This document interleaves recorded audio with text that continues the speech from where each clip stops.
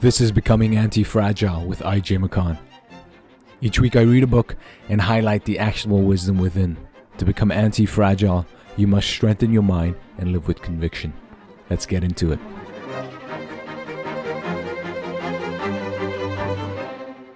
First, agriculture and then industry changed two fundamental things about the human experience.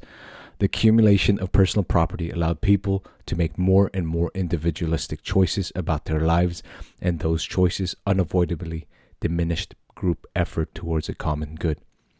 And as society modernized, people found themselves able to live independently from any communal group. A person living in a modern city or a suburb can, for the first time in history, go through an entire day or an entire life mostly encountering complete strangers. They can be surrounded by others and yet feel deeply, dangerously alone. The evidence that this is hard on us is overwhelming. Although happiness is notoriously subjective and difficult to measure, mental illness is not. Numerous cross-cultural studies have shown that modern society, despite its nearly miraculous advances in medicine, science, and technology, is afflicted with some of the highest rates of depression, schizophrenia, poor health, anxiety, and chronic loneliness in human history. As affluence and urbanization rise in a society, rates of depression and suicide tends to go up rather than down. Rather than buffering people from clinical depression, increased wealth in a society seems to foster it. Suicide is difficult to study among unacculturated tribal people because the early explorers who first encountered them rarely conducted rigorous ethnographic research. That said, there is remarkably little evidence of depression-based suicide in tribal societies. Among the American Indians, for example, suicide was understood to apply in a very narrow circumstance: in old age of avoiding burdening the tribe, in the ritual of paroxysmus of grief following the death of a spouse, in a hopeless but heroic battle with an enemy, and in an attempt to avoid the agony of torture. Among tribes that were ravaged by smallpox, it was also understood that a person whose face had been hideously disfigured by lesions might kill himself. According to the Ethics of Suicide historical sources, early chroniclers of the American Indians couldn't find any other example of suicide that were rooted in psychological causes. Early sources reported that the Bella Coola, the Ojibwe, the Montagnais, the Arapaho, the Plateau Yuma, the Southern Paiute, the Zuni, among many others, experienced no suicide at all. This stands in stark contrast to many modern societies, where the suicide rate is as high as 25 per 100,000 people. In the United States, white middle-aged men currently have the highest rates of nearly 30 suicides per 100,000. According to a global survey by the World Health Organization, people in wealthy countries suffer depression at as much as 8 times the rate that they do in poor countries, and people in countries with large income disparities, like the United States, run a much higher lifelong risk of developing severe mood disorders. A 2006 study comparing depression rates in Nigeria to depression rates in North America found that across the board, women in rural areas were less likely to get depressed than their urban counterparts. And urban North American women, the most affluent demographic of the study, were the most likely to experience depression. The mechanism seems simple. Poor people are forced to share their time and resources more than wealthy people are, and as a result, they live in closer communities. Inter-reliant poverty comes with its own stresses, and certainly isn't the American ideal, but it's much closer to our evolutionary heritage than affluence. A wealthy person who has never had to rely on help and resources from his community is leading a privileged life that falls way outside more than 1 million years of human experience. Financial independence can lead to isolation, and isolation can put people at a greatly increased risk of depression and suicide. This might be a fair trade for a generally wealthier society, but a trade it is. This is an excerpt from Tribe on Homecoming and Belonging by Sebastian Junger. I first came across this book back in 2018 when a friend gave this to me. So shout out to Chris. Tribe makes a compelling case for why humans are built for community and why community is essential to living a happy and fulfilling life. Our modern society places us in a very, very different environment than that of our ancestors. For the first time in history, we can have whatever we want at the tip of our finger. We can get any type of cuisine if we want. We can get any type of clothes that we want. We can get anything as fast as the Amazon truck can get to us. But this sort of affluence creates a deep hole in the human soul, such that it's almost impossible for it to be filled with any sort of material goods. And you and I know this. You and I know this because we read these books. In these books, we find that one of the most common practical advice that's given is to live a more simple life. Because the more simple your life is, the less you have to worry about and the less you have to lose. Because the more you have to lose, the more fragile you are. In Junger's book, Tribe, it's not a big book at all. You could read this in a weekend. And he writes in such a manner, the stories that he tells makes you think about the life that you're living and whether the life that you're living is the life that you actually want to live, right? And whether you're missing something in this life.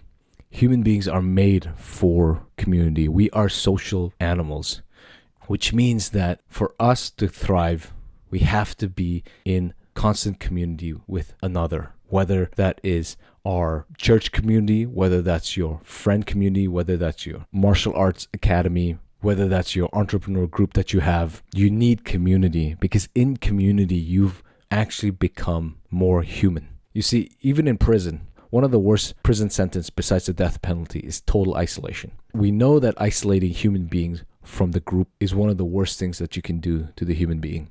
And we do this to prisoners. But if we do this to prisoners, why do we do it to ourselves when we have the freedom to not be in isolation? Oftentimes it's because there is a sense of fear that's hidden. There's a sense of protecting yourself from dangers of not wanting to get hurt. But it's important that if you're in this situation that you actually pull yourself out and go and mingle with people to create your own tribe. So very early in the book, he brings up the comparison between American Indians and the settlers, the colonial settlers. Now, one point to note here is he uses the term American Indians because Gregory Gomez, whose story we're going to talk about later on, he's an Apache Indian, and he says that anybody born in the United States is a Native American. But not everybody is an American Indian. And so Gregory Gomez, the Apache, prefers the term American Indian. And so I'm going to use it the way Junger uses American Indians here. It'll be interchangeable for me with Native Americans. So he compares the American Indians to the settlers. And what was happening early on, even as early as the 1612, was that settlers in Virginia, right, who were born in England, grew up in England, even just having spent a few years in this new land, either ended up joining an Indian tribe or started acting like them, hunting like them, dressing like them. There was something that was drawing these people to join these American Indian tribes. And so Junger says, they, as in the settlers emulated Indians, married them, were adopted by them, and on occasion even fought alongside them. And the opposite never happened.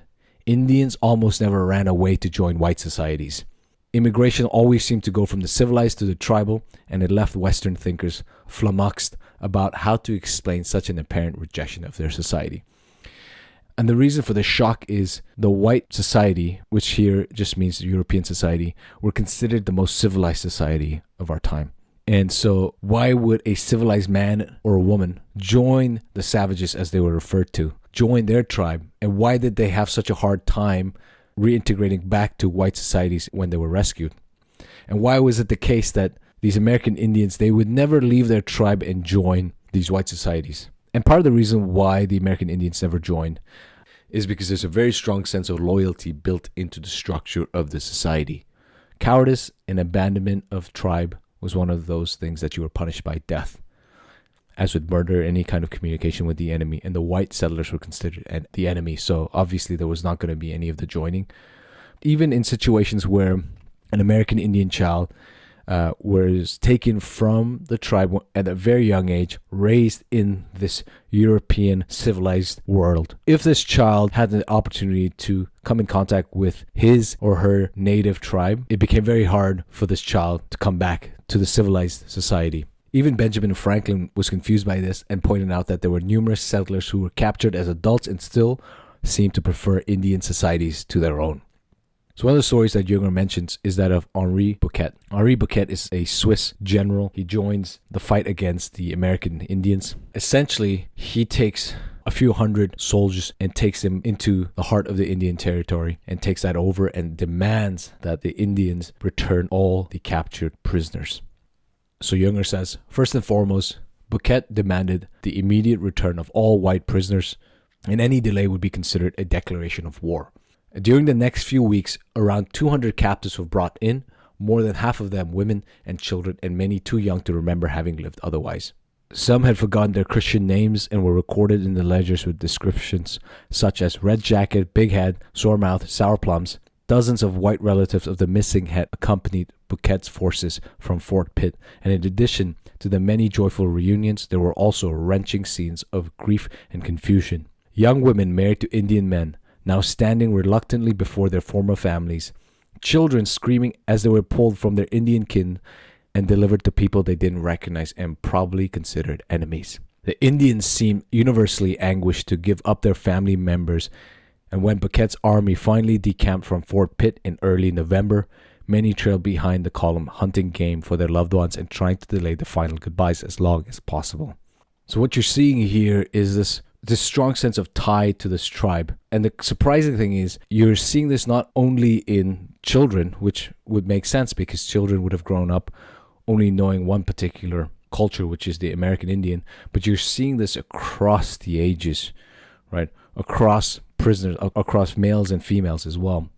And part of it is the intensely communal nature of the Indian tribe, which in contrast to the hugely successful Western civilization where there was abundance of material possessions, the intense ties that were created when they were in these communities couldn't compete with these white societies, these early settler communities. And so Junger says, as early as 1612, Spanish authorities noted in amazement that 40 or 50 Virginians had married into Indian tribes and that English women were openly mingling with the natives. At that point, whites had been in Virginia only a few years, and many who joined the Indians would have been born and raised in England. These were not rough frontiersmen who were sneaking off to join the savages. These were sons and daughters of Europe. And so there's a story of this woman, Mary Jameson, who's captured by the Seneca tribe. And she writes in a letter why she thinks the Indian community is better than the white community. Again, her story is not unique. It was so common that the colonies started imposing penalties on anybody who left the colonies to join, their enemies, the American Indians. So Mary Jameson writes, notwithstanding, the Indian women have all the fuel and bread to procure and the cooking to perform. Their task is probably not harder than that of white women. We had no master to oversee or drive us, so that we could work as leisurely as we pleased. No people can live more happy than the Indians did in times of peace. And continuing with this example, there's a woman who's complaining to her sister about her husband, who's essentially importing all the ways of the Indian, and she's getting annoyed by this. So she writes, the men and the dogs have a fine time, but the poor women have to suffer. And the reason that she's suffering is because her husband, George, refuses to make their newborn son a plank cradle. What George does instead is he essentially just carves out, he hollows out a log instead of a cradle and then makes a wooden pillow for his son. And when this woman complains that this is giving child sores and blisters, George tells her that this hardship will toughen him up for the hunting that's going to happen later in life. So it's as if these early settlers, when they are actually in contact, when they're given the freedom to choose between their society, the Western white colonial society, and the American Indian society, they, without hesitation, join the other side. And so this tells us a few things. And it tells us that this communal way of living is more natural to human beings than this urban lifestyle that we live, where we don't even know who our neighbor is, whether that's right next to us or down the street from us. We don't know the people that we interact with on a day-to-day basis when we're commuting. We hardly know our own coworkers. And now we're getting to a point where we hardly know our own family because we moved away from it. We live in a liberal society, and this society promises many, many things. It promises us freedom, promises us wealth, promises us the pursuit of happiness. The problem is the structure in which we get these things.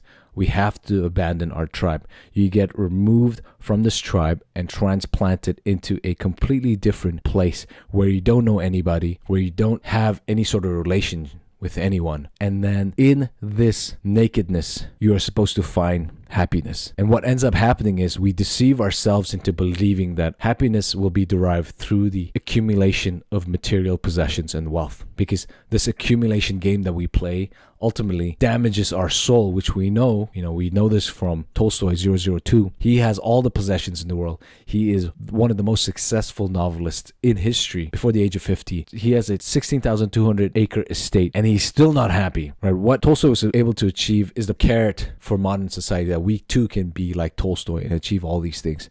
Perhaps not the 16,200 acres of land, but we can achieve the status, the fame, and the wealth. But this is all a lie. And tribe here points this out. So in the beginning, we see this happening, right? Right in the beginning, we see that the American Indian tribes seem to be the most free. And the women say this because we see reports of this from captured white who are refusing to leave the Indian tribes. And to tie back to Mary Jameson, the woman who was captured by one of the tribes, she observes that there's a sort of egalitarianism present in these smaller Indian communities. So Junger writes, personal property was usually limited to whatever could be transported by horse or on foot, so gross inequalities of wealth were difficult to accumulate.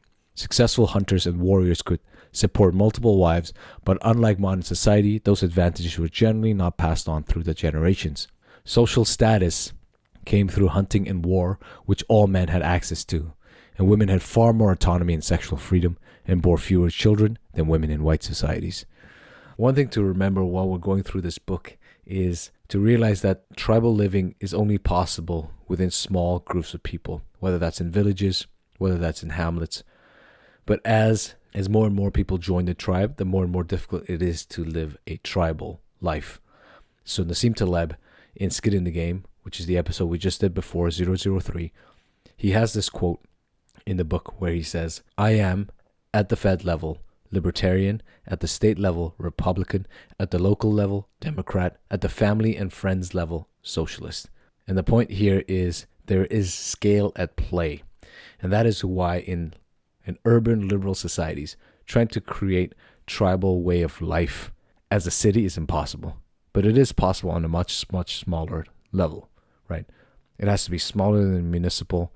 It's almost like it has to be neighborly. Like you have to have neighbors that want to participate in this way of living. The tribal way of living is very close to the socialist way of living because you share everything, you do everything together. When somebody's sick, everybody helps in. When you need more food, the tribe helps you. Whereas as this scales, it becomes impossible to do. When I read this, I made a note here because I belong to a tribe called the Tangkul Nagas, and these are native tribes in India.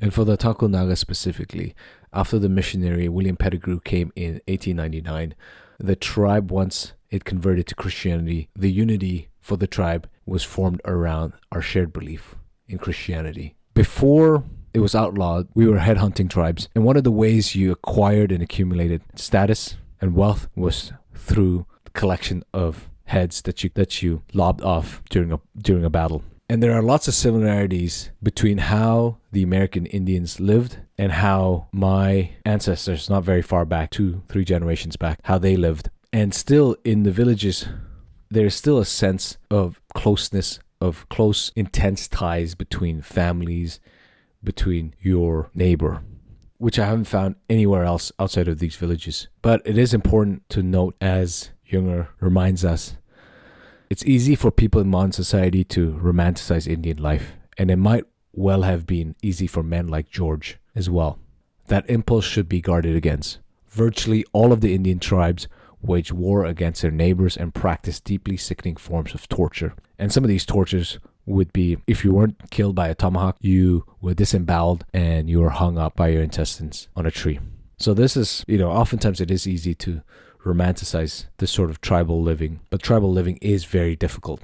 We're going to touch on this point specifically, the difficulty, because it is in the difficulty, it is in the struggle that people find that they are most happy, because they are sharing the struggle with another. And in sharing, they're able to carry each other's burden. So one thing that's very obvious when comparing the American Indian life and that of Western society is the stark difference in the level of material possessions, the level of material comfort, and the protection from hardship of the natural world. So Junger writes, the question for modern society isn't so much why tribal life might be so appealing. It seems obvious on the face of it, but why Western society is so unappealing. On a material level, it is clearly more comfortable and protected from the hardships of the natural world. But as societies become more affluent, they tend to require more rather than less time and commitment by the individual. And it's possible that many people feel that affluence and safety simply aren't a good trade for freedom. And I think that captures why whites were fleeing their own colonies and joining American Indian tribes, and why those who were captured by the American Indians refused to go back to their tribes. And Junger tells stories of how some of them, when they were rescued from these American Indian tribes and taken back to the colonies, they would find ways to escape the colonies to go back to those that captured them in the beginning. I made a note here because it reminded me of something that Nassim Taleb said in Skin in the Game, which is 003. If you haven't listened to it, go listen to it. I'm almost certain I didn't actually mention this quote, but Taleb has a quote where he says, "You want maximal free time, not maximal activity, and you can assess your own success according to such metrics."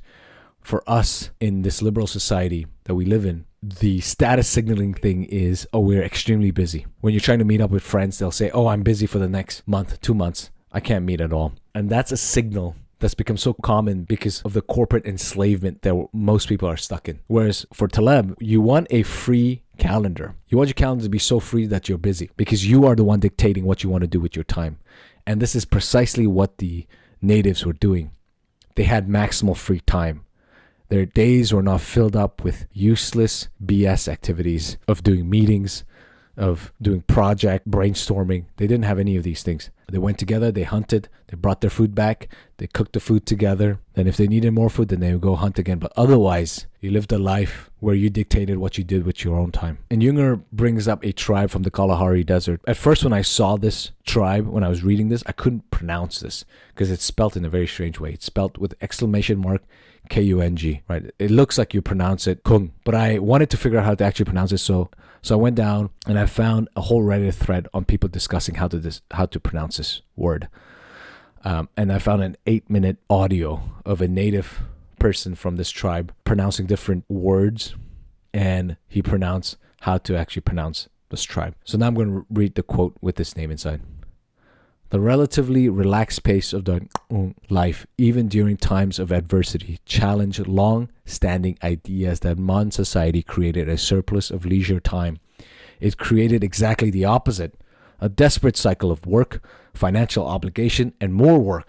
The had far fewer belongings than Westerners, but their lives were under much greater personal control. The point here is that you see the sort of freedom across not only tribes in Africa, but tribes in America, tribes in parts of Asia, like my own tribe, the Tangkol Nagas. And it's a sense of personal control of what they do with their time. When you're able to do this, that is when you have the most freedom. And when you have this, that's also when you are most happy. But when your time is dictated by somebody else, by a manager who tells you what to do, when to do it, oftentimes people feel like they don't have control. And this leads to a spiral where because they don't feel like they have the control, that they become sad, and the sadness can lead to depression, and the cycle spins out of control. So one of the things you and I have to make sure is that we control what we do with our time. And controlling what you do with your time could mean many different things, right? For those of us who work a 9-to-5, who enjoy what we do during the 9-to-5, but is not our most favorite activity, it's important that from 5 until 10, you do what you love the most, right? You do what gives you energy.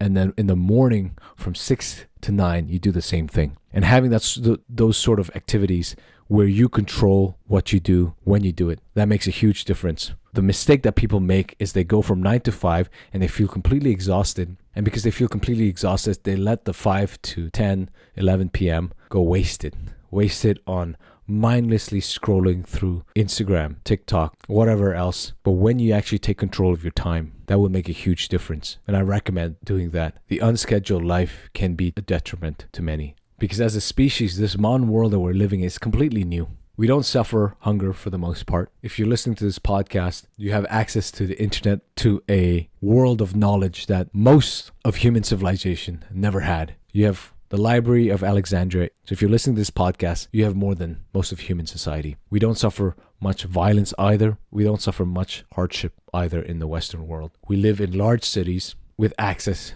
to all sorts of cuisines, all sorts of activities, all sorts of material goods. We also do everything for ourselves, meaning for the individual.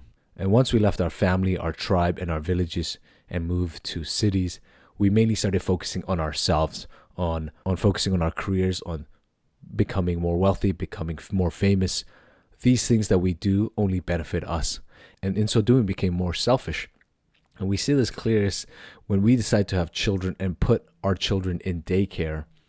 Because daycare, the concept of daycare is very strange to me. It's strange to me because having grown up, we never had daycare. We grew up amongst family. We grew up amongst our aunts, our cousins, our grandparents. But here in the West, because we're so inwardly focused, and because we're so focused on our careers, we don't have time for our children. So then we take our children and put them in the care of random strangers for 8 hours of the day, only to realize that now they're going to school, and then now they're going to college, and now they're getting married. And we realize a bit too late. So then we try to save ourselves by spending time with our grandchildren. The saddest part is what likely will happen to most people in the West here. Once you get to a point where you can no longer function by yourself, even though independence is something that we've all been pushing for, you get to a point as an elderly person where you cannot live by yourself. Your children will likely put you in, or you will put yourself in an old age home. The last stretch of your life is spent by yourself alone and not with family. This is one of the worst things. And this is sad because it's only in the West that we have this nonchalant attitude towards the old people who paved the way for us. Whereas in any other culture, the older people, the elderly, are the ones with the most respect. And so you would never see people put their parents in old age homes unless they've been fully westernized. Otherwise, the grandparents are brought into the home and given the opportunity to form a bond with their grandkids, because these grandkids only exist because of these grandparents. And so there's a circle of life that we've lost in the West because of how individualistic we've become here. Right? We live in these large cities with very little sense of community. You can be walking down the street in a huge crowd and feel the loneliest. This is all part of the design of a liberal society. The accumulation of personal property allowed people to make more and more individualistic choices about their lives, and those choices unavoidably diminished group efforts towards a common good. And this idea of the common good is what we have, in a sense, lost. Because when you have a common good within a tribe, it allows a tribe to function as a cohesive unit. But when you're in a large city where you don't know anybody besides a handful of friends, say 3-4 friends that you met somewhere, it's very difficult to have a shared goal for the community. So it is important, especially in our modern society, that you and I find people who are similar to us, who we can connect with on a much deeper fundamental level than your trivial, let's talk about movies, where you can go much deeper. You can talk about your struggles, where you can communicate, where you can get to a point you know that the other person will have your back when you need it, and they won't abandon you in your worst times. And you and I have both experienced friends that we thought would be friends for life, and then when our darkest moments came, they abandoned us. They abandoned you, and you felt betrayed. And betrayed because you thought that they would be there for you, and you have been there for them. And in these situations, it is important for us to forgive those friends, because sometimes they abandon you not because they intentionally wanted to run away, but because they didn't know what to do. They ran away because they couldn't face the pain of seeing you in pain. And part of the reason why this happens is it's because we're all individuals in this unconnected world. Whereas historically, human beings have had some form of community, and very strong communities, and has often come through religion. Once we went from tribal living to larger communal living, say a town to a city, then you had religion to act the same way that tribes acted. Because within the religion, you have a shared belief, you have a shared system of belief and practices. And so if one struggles and one is suffering in this community, the whole group can get together. Even if the individuals in the group are not themselves strong enough to support the other person, the group together can act as a unit to support the need of this one person. So if you are religious, you are already one step ahead of most other people, because the religious affiliation is continuously dropping in the United States, and it keeps getting lower and lower each year. What this means is that as a society, we're getting lonelier, and loneliness is one of the worst things that human beings can suffer. There's an important distinction between loneliness and solitude. Loneliness is when you feel like you don't have any deep connection with anybody. Solitude is what you seek for, even if you have deep connections with people. Solitude is the intentional time that you spend with yourself in silence, in reflecting on your life, in reflecting on the wisdom literature that you and I are reading. It is extremely important and crucial that we practice some form of solitude in our lives. And it's never too late to start. It doesn't matter how old you are. Solitude is something that you should do, whether that's early in the morning before anybody else in your family is awake, or it's late at night when everybody's asleep. You have to make sure that you spend some time by yourself, thinking and reflecting upon your day, upon your life, and whether the actions that you have done today, the thoughts that you've had, align with who you want to be and who you know you should be. And solitude is something that the greatest sages in human history have always practiced, whether that's Jesus, whether that's Buddha, whether that's Lao Tzu, Confucius. They all practice solitude. It is only in solitude that you find the deepest connection, and that is the connection with the source of life. It is only in solitude that you realize the profoundness of this life. And Viktor Frankl, in Man's Search for Meaning, and I talked about this in 001, the prisoners in the concentration camps all sought after solitude. But the difference was that, but for them, they had to make sure that the guards didn't see them spending too much time by themselves, because then the guards might mistake them for trying to escape. So Viktor Frankl at one point is sitting beside a bunch of dead bodies, and he's just sitting there because that's the only place that he can find solitude. And in his solitude is where he begins to imagine his life after the concentration camp, even though he has no ability of knowing that he's going to be saved. But it is in the solitude that he visualizes the future and really feels it. And so for you and I, we have to make sure that we implement solitude in our life, the practice of solitude in our life. And it is also important to realize that there is a big difference between solitude and loneliness. And loneliness is going to be a huge market that's going to be exploited by the tech industry in the next few years. You're going to see a rise in AI girlfriends, AI boyfriends, and probably AI parents who can act as parents to you, because many people have felt that they've been abandoned by their parents. As the society gets lonelier, all your suffering starts to turn inwards. And because you have not found a way to express this and have not found a way to unburden your struggling, as the individuals in the society gets lonelier and lonelier, we will get to a point where any sort of loose affiliation will capture these people simply because they want to belong, right? And this is why there are brands that are starting to get cult followings, precisely because the people who are following these brands are looking for a deep connection, and wherever they find it, they will join that group.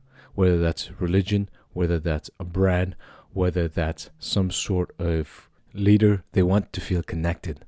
And as mentioned, the rise of loneliness, I think, is closely tied to affluence. The more affluent a society gets, the lonelier it becomes, because we know that rates of depression and suicide go up the more affluent and more urbanized a society is. You would think that increased wealth in a society would have the opposite effect, because we are sort of brought up into believing that affluence is what gives you happiness. But obviously, you and I both know that this is not the case.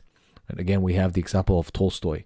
If you haven't listened to it, listen to it. It's 002, where he has everything, but he's lonely. He doesn't feel like he belongs to the group that he belongs to, which is the aristocratic group, because they're not living the way that they should be living, that they don't have the values that he has. Junger says, the more assimilated a person is into American society, the more likely they are to develop depression during the course of their lifetime, regardless of ethnicities. And he gives the example of Mexicans who are born in the U.S. They tend to be wealthier than Mexicans born in Mexico, but the Mexicans born in the U.S. are far more likely to suffer depression. So the question is, What is it that makes us happier? What is it that brings us the sort of deep sense of belonging? And it's three things.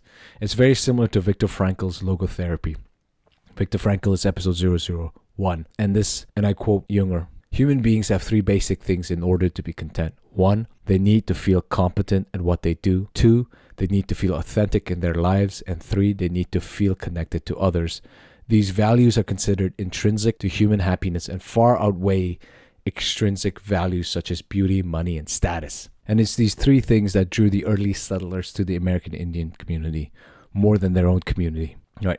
And even though our cities are teeming with people, we are in a very real sense very similar to the settlers in that we don't have a sense of belonging to a very strong community. And just as the settlers were escaping to join the American Indians, we too are trying to find ways to join some sort of tribe, whether that's internet groups or somewhere else. This speaks to something very powerful in that we human beings are social animals and require a very strong community to belong to.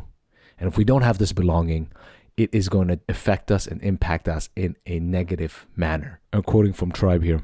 Infants in hunter-gatherer societies are carried by their mothers as much as 90% of the time, which roughly corresponds to carrying rates among other primates. One can get an idea of how important this kind of touch is to primates from an infamous experiment conducted in 1950 by a primatologist and psychologist named Harry Harlow. Baby rhesus monkeys were separated from their mothers and presented with the choice of two kinds of surrogates: a cuddly mother made out of terry cloth or an uninviting mother made out of wire mesh. The wire mesh mother, however, had a nipple that dispensed warm milk. The babies took their nourishment as quickly as possible and then rushed back to cling to the terry cloth mother, which had enough softness to provide the illusion of affection. Clearly, touch and closeness are vital to the health of the baby primates, including humans. In America, during the 1970s, mothers maintained skin-to-skin contact with babies as little as 16% of the time, which is a level that traditional societies would probably consider a form of child abuse. Also unthinkable would be the modern practice of making young children sleep by themselves. In 2 American studies of middle-class families during the 1980s, 85% of young children slept alone in their own room, a figure that rose to 95% among families considered well-educated. Northern European societies, including America, are the only ones in history to make very young children sleep alone in such numbers. Isolation is thought to make many children bond intensely with stuffed animals for reassurance. Only in Northern European societies do children go from the well-known developmental stage of bonding with stuffed animals. Elsewhere, children get their sense of safety from the adults sleeping near them. The point of making children sleep alone, according to the Western psychologists, is to make them self-soothing. But that clearly runs contrary to our evolution. Humans are primates. We share 98% of our DNA with chimpanzees, and primates almost never leave infants unattended because they would be extremely vulnerable to predators. Infants seem to know this instinctively, so being left alone in a dark room is terrifying to them. This section stood out to me because I have a baby and we co-sleep with our baby. And this is the way that I was brought up, and this is what I found normal. And what I found abnormal is precisely this, that in North America, people put their child in a totally separate room, and children as young as 6 months are taught, in quotes, to learn to sleep by themselves in the dark. There are grown adults who are afraid of the dark, and you expect children with no sense of the world, who are still trying to figure out what the world is, to be okay in sleeping in the dark through self-soothing means. But the point is that this sort of practice within Northern European society seems to have an impact on adults as they get older and older. It seems to increase the likeliness of PTSD in adults. And again, built into our society is this idea that you must be separated from the one person you need the most, which is the mother. So as young as 6 months, you are separated, and so the child ends up bonding with stuffed animals. Whereas in traditional societies, like the American Indians, Tongkol Nagas tribe in the Kalahari Desert, this is not the case. And so there's a much stronger bonding that happens, a much stronger sense of belonging that happens, and there's less likelihood that these people in these communities suffer depression, Within a liberal society, the gospel is independence. To find independence from your family, to find independence from your village, to find independence from your tribe. And we've integrated this so deeply into the way we live in liberal societies that we've pushed this onto our very young children.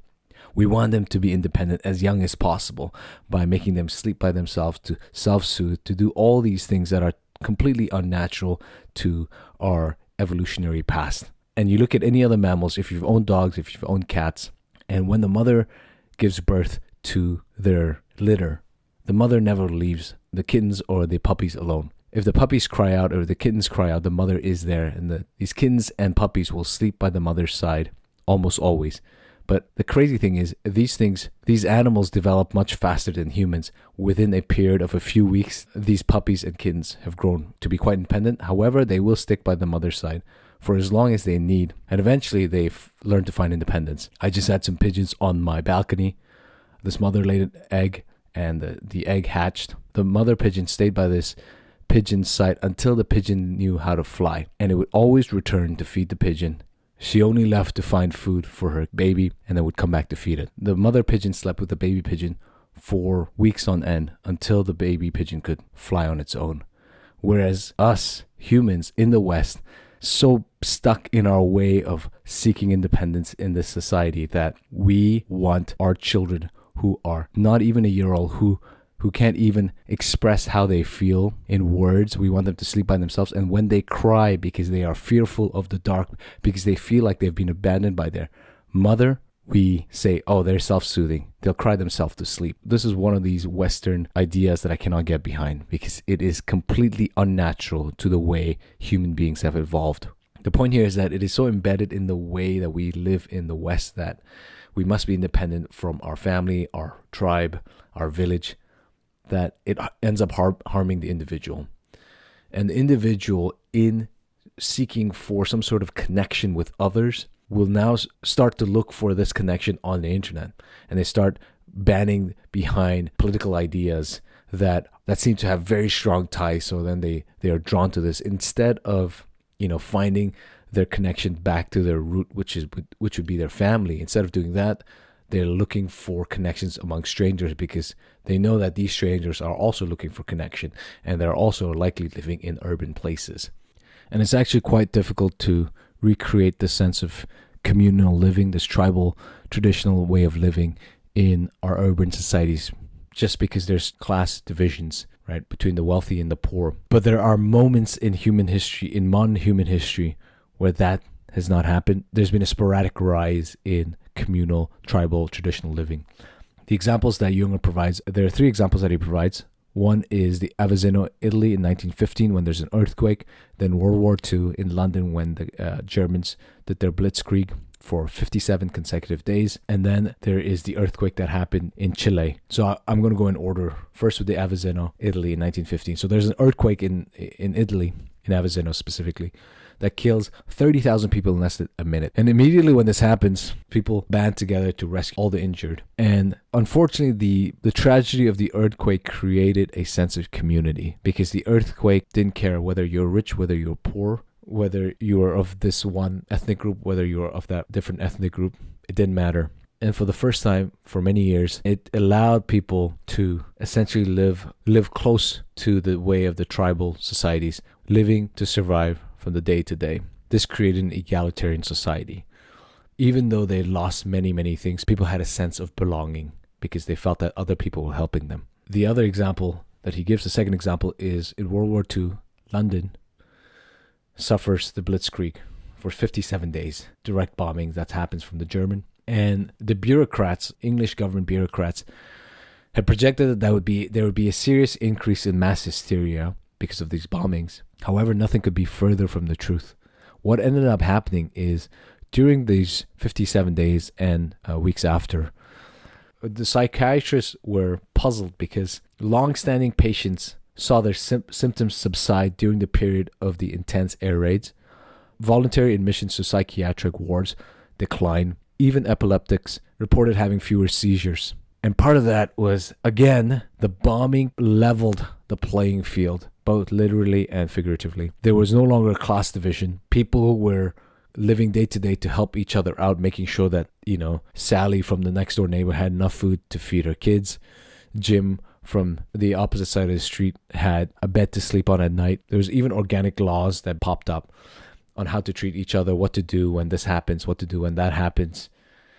Crime rates dropped. And it was an incredible thing because it seemed to be that there was some positive effect of war on the mental health of the people. This positive effect that was happening on people's mental health because of war. And this was first noticed by the sociologist Emile Durkheim. So Emile Durkheim found that when European countries went to war, suicide rate drops. Psychiatric wards in Paris became empty between both World War I and World War II.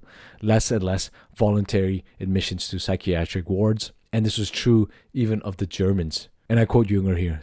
An Irish psychologist named H.A. Lyons found that suicide rates in Belfast dropped 50% during the riots of 1969 and 1970s, and homicides and other violent crimes also went down.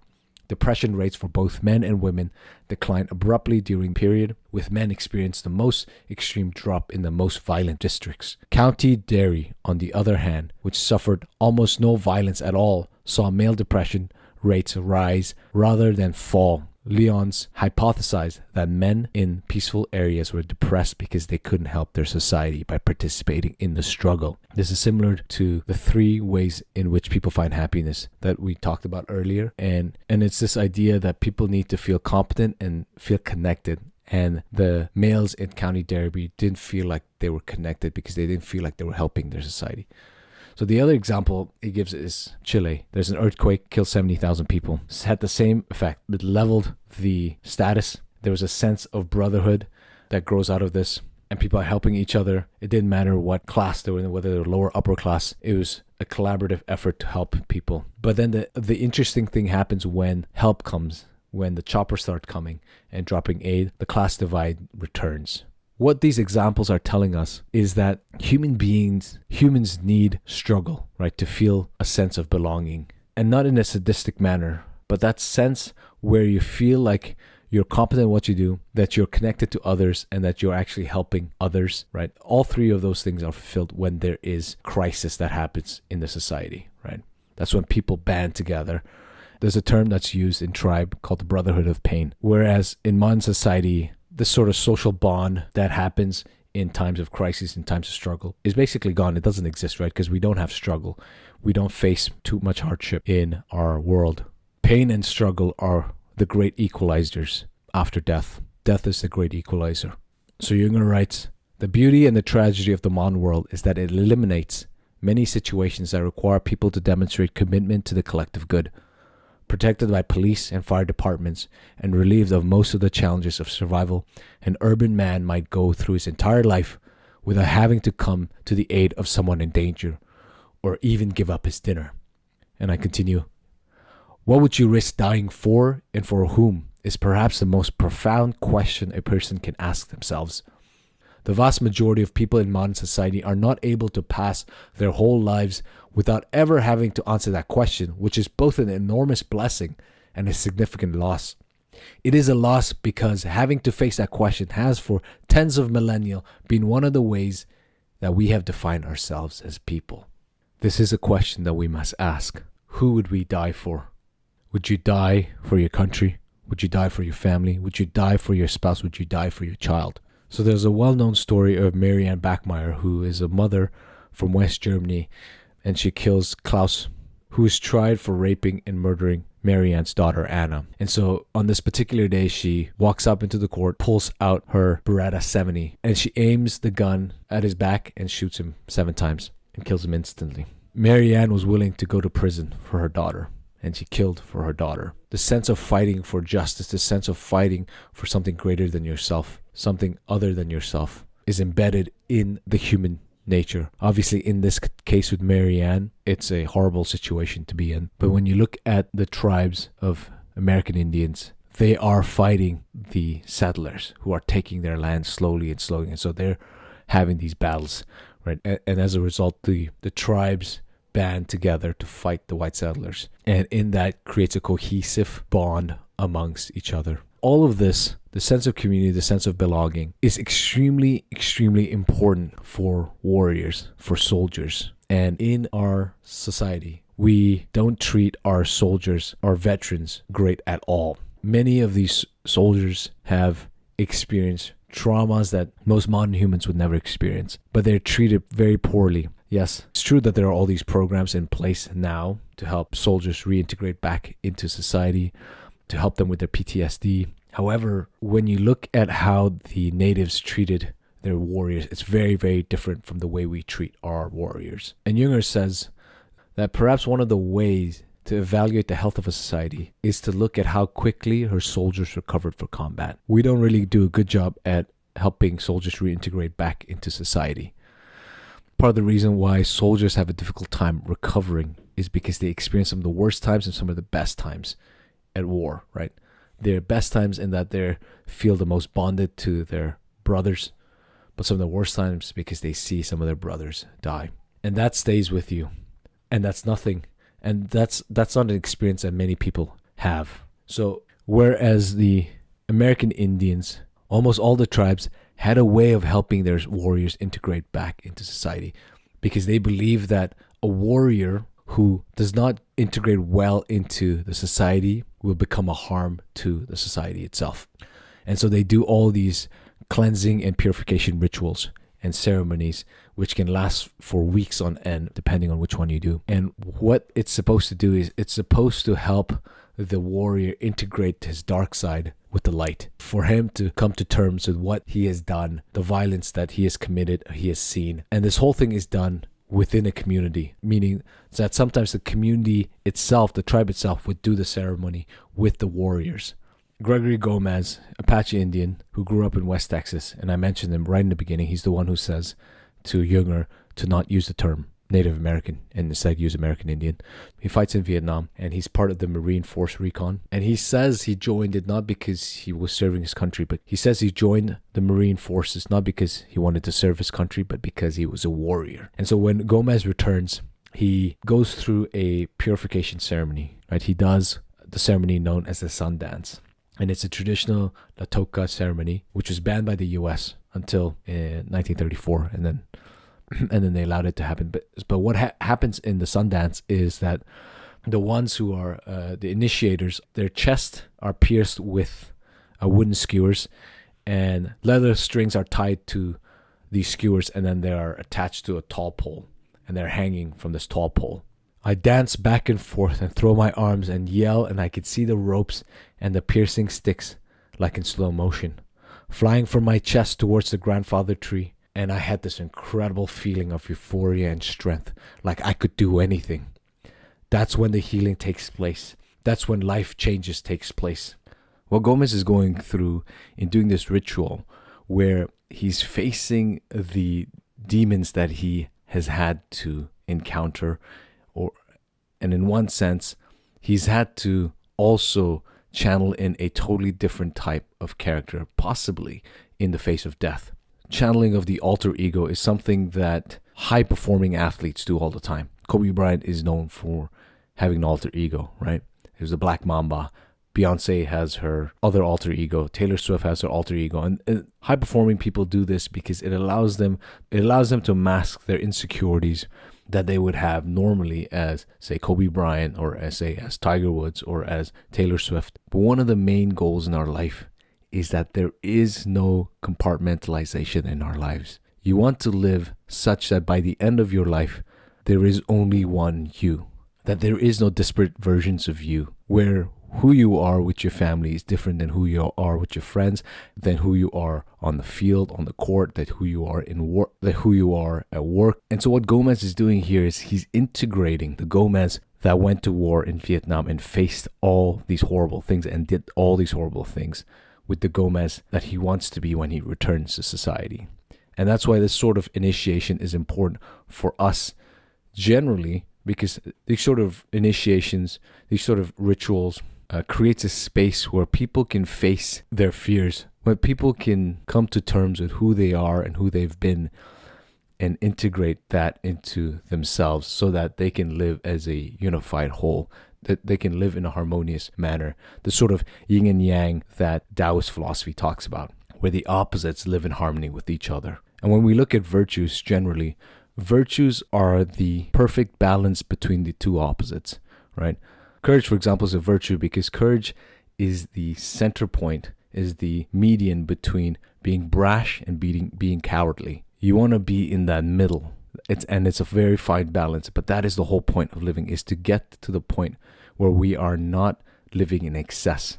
Because living in excess is great for a short while, but it'll burn you out. But living in harmony, that is where beauty arises. That is where living begins. And this is another reason why this idea of being present in the moment aligns with so many people, because being present in the moment means you're not thinking about tomorrow, which is the extreme end, and you're not thinking about the past, which is the other extreme end, neither of which you can be in, but being able to be here right now when you are spending time with your family, when you're spending time with your kids, when you're spending time with your friends, when you're spending time learning. Being here right now, that is the practice that we're all working towards.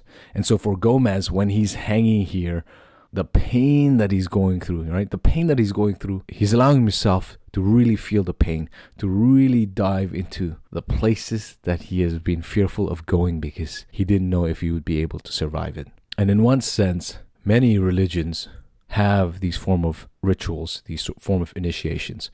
So within Christianity, there is the baptism that takes place. And baptism is not necessarily unique to Christianity. But baptism is a form where the old self dies for the new self to arise.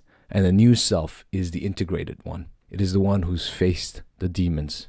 And for Gomez, his baptism is this Sundance. Gomez experiences an altered conscious state.